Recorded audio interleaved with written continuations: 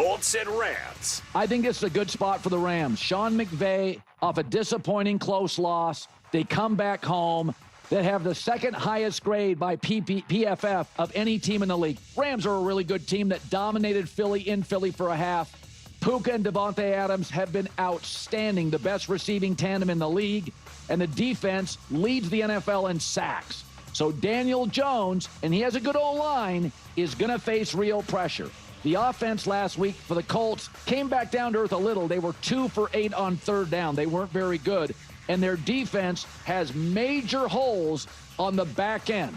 This is not a great Colts defense on the back end. Puka, Kyron Williams, Matt Stafford, McVay at home. I think they look much more comfortable. They beat the Colts 34 to 24. 24. This is a good spot for the Rams at home against an average beaten-up secondary. Take the Rams. Okay. This is what makes football so great when you have a team like the Colts kind of coming out of nowhere, Daniel Jones, et cetera, because now a game like this is genuinely exciting. It was with AR, and the Colts scene was a mess, or it was like Gardner Minshew a couple years ago. You're just like, all right, like this feels like a skippable game, and you're like, I'll watch it, but like, I'll be texting, I'll be making food or whatever, I'll be doing other stuff. This now I'm fascinated, and this game actually becomes, crazy enough, a barometer game to me, because we saw the Rams have a tough loss, obviously, and they very much felt like they were clearly in control of that game, and until they weren't, and so it's a rough spot, obviously a really rough, devastating loss for the Rams. And the Colts have been playing great, obviously, over these weeks, but you're like, oh, well, who are they playing against? Does it really matter? Are they just on a little bit of a hot streak and they'll come down to earth right now? And if the Colts beat the Rams, like, that will be a massive win, because I think the Rams are a great team. That'll be a massive win.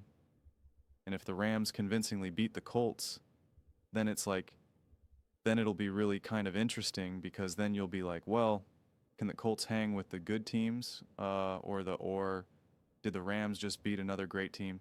The Colts are actually a great team, even though it's harder for people to accept, and now the Rams took care of business.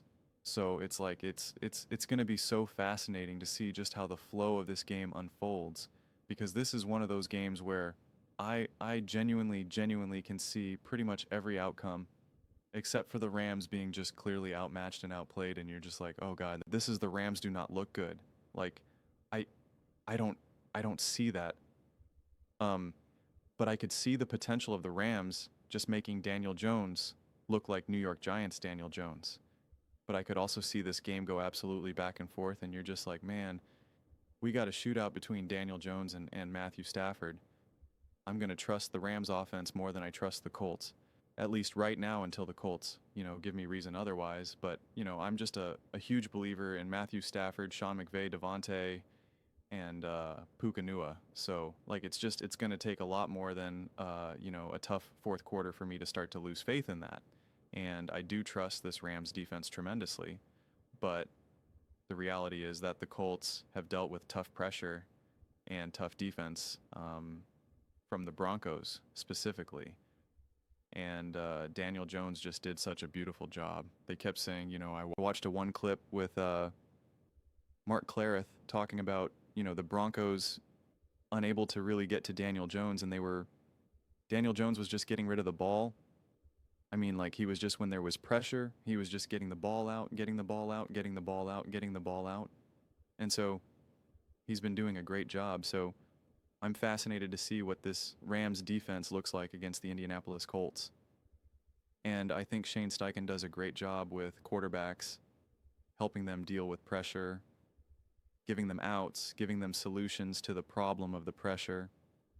I don't think enough people really understand, give credit enough to the coaching staff when dealing with pressure.